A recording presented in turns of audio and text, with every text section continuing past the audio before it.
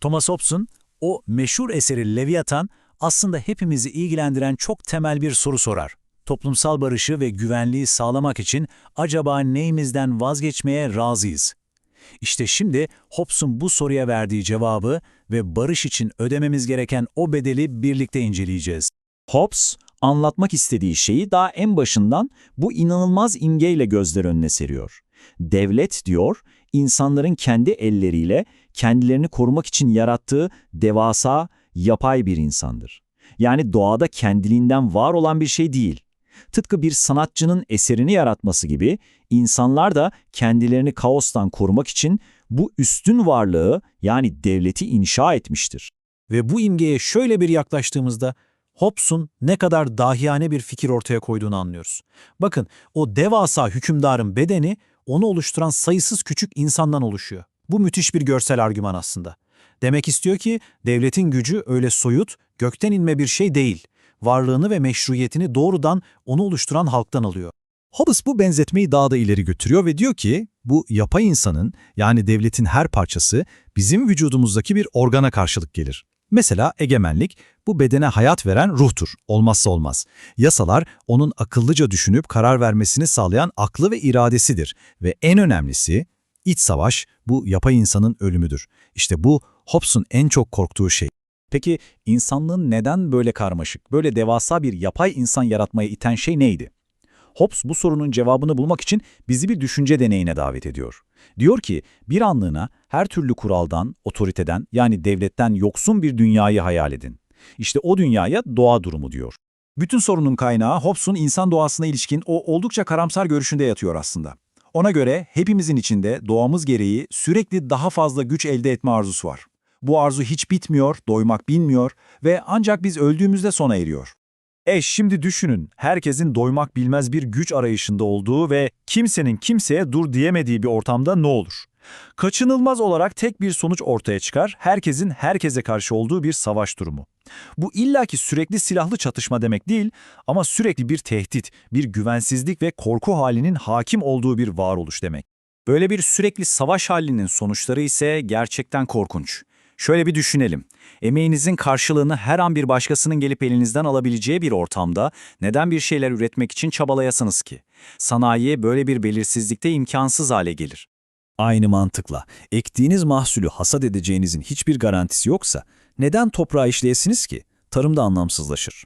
Ve tabii ki medeniyetin bütün yapı taşları bir bir çöker. Ne bilimsel gelişmelere yer kalır, ne sanatsal bir üretime, ne de güvene dayalı bir toplumsal ilişkiye. Ve işte Hobbes'un doğa durumunu özetleyen o meşhur, o tüyler ürpertici sonucu bu. Medeniyetin olmadığı, sadece hayatta kalma içgüdüsünün hüküm sürdüğü, yalnız, yoksul, pis, vahşi ve kısa bir hayat. Peki, bu korkunç tablodan bir çıkış yolu var mı? Hobbes'e göre evet, var. Çünkü insan aynı zamanda rasyonel bir varlık. Aklını kullanarak bu dehşetten kaçmak için bir çözüm tasarlıyor. İşte bu çözümün adı toplum sözleşmesi. Aslında bu her aklı başında insanın yapacağı mantıklı bir takası ifade ediyor. Diyoruz ki, ben her istediğimi yapma hakkı tanıyan o mutlak ve tehlikeli özgürlüğümün bir kısmından vazgeçiyorum. Karşılığında ise can ve mal güvenliğimi garanti altına alacak bir otorite istiyorum. Yani aslında insanlık olarak önümüzde temel bir seçim var. Bir yanda doğa durumunun korkunç ama sınırsız özgürlüğü, sürekli korku ve savaş, diğer yanda ise yasaların sağladığı düzenli, güvenli ama sınırları çizilmiş bir hayat ve barış. Peki, tamam aramızda bir sözleşme yaptık. Ama bu sözleşmenin uygulanacağını, herkesin ona uyacağını kim garanti edecek? İşte tam bu noktada o yarattığımız yapay insanın ruhu yani hükümdar devreye giriyor.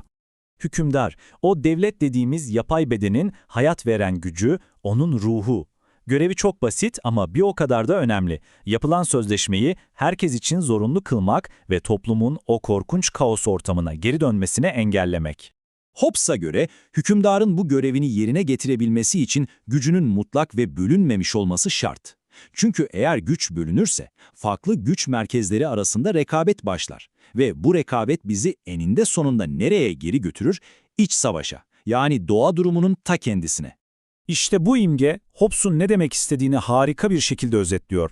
Hükümdarın bir elinde dünyevi gücü temsil eden kılıç var, diğerinde ise dini otoriteyi temsil eden piskopos asası.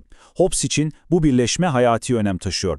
Çünkü ona göre en kanlı, en yıkıcı savaşlar din adına yapılan savaşlardır. Dolayısıyla düzeni sağlamak için sivil ve dini otoritenin tek elde toplanması gerekir. Bütün bu anlattıklarımız, doğa durumu, toplum sözleşmesi, mutlak hükümdar, hepsi bizi eninde sonunda Hobbes'un felsefesinin tam kalbine getiriyor. Her şey tek bir temel takasa işaret ediyor aslında. İşte meselenin özü bu. Hobbes'un dünyasında hem mutlak özgürlüğe hem de mutlak güvenliğe aynı anda sahip olamazsınız. Birini diğeri için feda etmek zorundasınız. Barışın bir bedeli vardır ve Hobbes'a göre bu bedel sınırsız özgürlüğümüzün bir kısmıdır. Ve böylece Hobbes'un ta 17. yüzyılda sorduğu o soru bugün de tüm geçerliliğiyle gelip bizi buluyor. Bizler kendi hayatlarımızda, kendi toplumlarımızda güvenlik ile özgürlük arasındaki o hassas dengeyi tam olarak nerede kuruyoruz? İşte bu Leviathan'ın bize bıraktığı ve cevaplamaya devam etmek zorunda olduğumuz ebedi bir soru.